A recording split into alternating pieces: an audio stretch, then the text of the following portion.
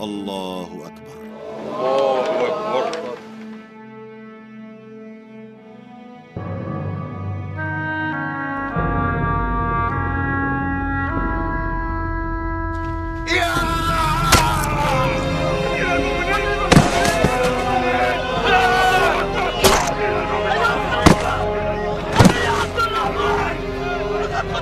والله لقد رأيت هذا الخنجر مع الهرمزان يناولها أبا لؤلؤة. الله أكبر. عبيد الله عبيد الله الحقوا بعبيد الله. الله أكبر. أمير المؤمنين أمير المؤمنين.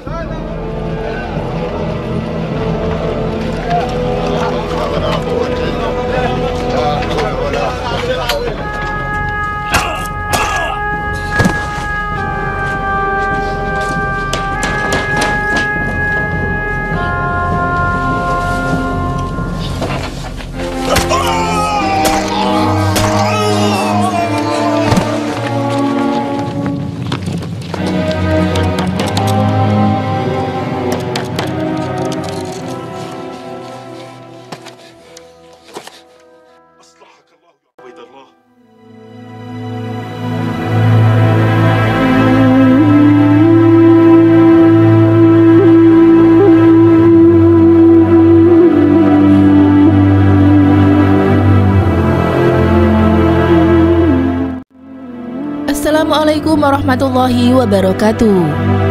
Khalifah Umar bin Khattab radhiyallahu anhu dikenal sebagai sosok yang berjasa membawa kejayaan Islam di masa Rasulullah hingga zaman sahabat. Meski berkali-kali ikut membela Islam, Sayyidina Umar justru syahid ketika memimpin sholat. Kesahidan beliau saat menjadi khalifah kedua menggantikan Abu Bakar As-Siddiq merupakan buah dari doanya yang memohon agar diwafatkan dalam keadaan syahid. Allah Subhanahu wa Ta'ala mengabulkan doanya. Umar yang dijuluki Al-Faruq oleh Rasulullah dapat menjadi teladan bagaimana beliau berjuang mati-matian untuk memuliakan Islam. Sikap tegas dan keadilannya memimpin kaum muslimin mendapat ganjaran mulia dari Allah, hingga makamnya pun bersanding dengan makam Rasulullah SAW di komplek Masjid Nabawi, Madinah. Berikut kisah Umar menjelang wafatnya.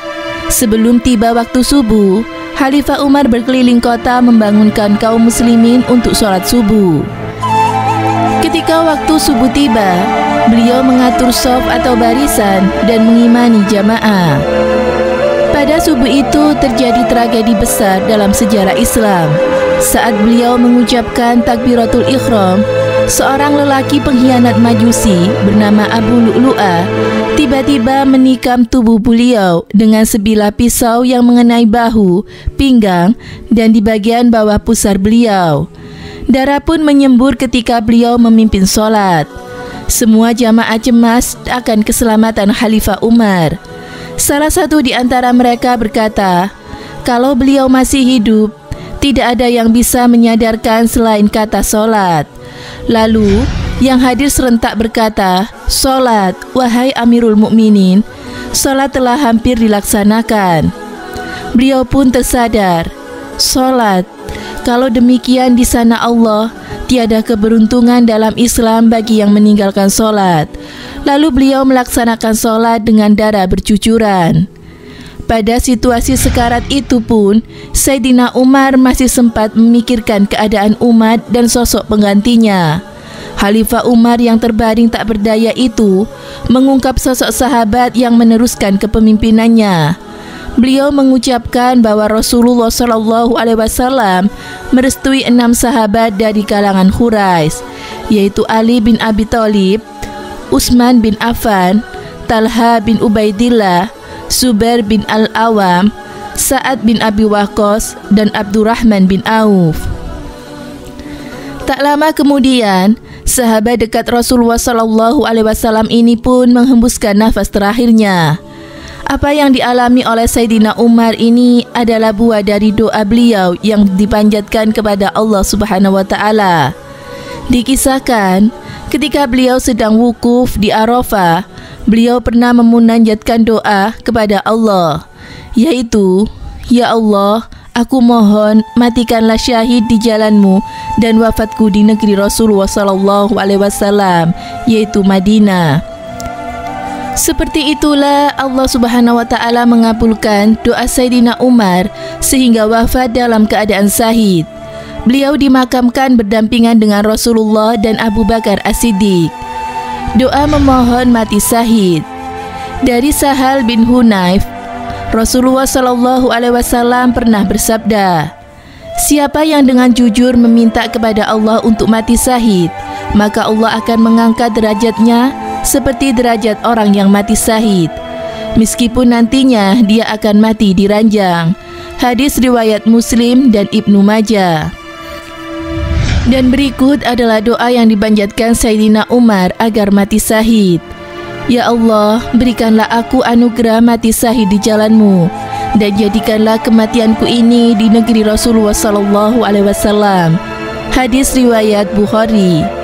Semoga dari kisah ini kita semua bisa mati dalam keadaan mati syahid. Amin. Semoga bermanfaat. Wallahu a'lam bishawab.